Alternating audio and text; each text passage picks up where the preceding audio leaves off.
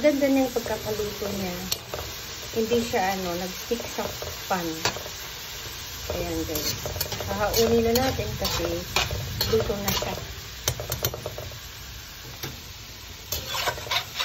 Kasi magluluto din ako ng yan. For dinner. Ito, pang-snack lang po. Kasi hindi yan titigil. Nanakaw-nakaw din yan. Ito niya pa eh. Ito na, handa na ang ating fries. Antayin lang natin lumamig para ibigay sa kanya at kumain na siya. I-steam na fish para lang sa alaga natin ito.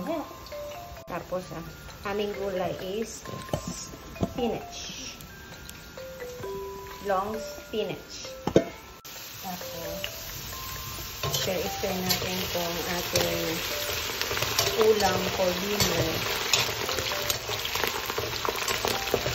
Potato din siya, pero circle lang style.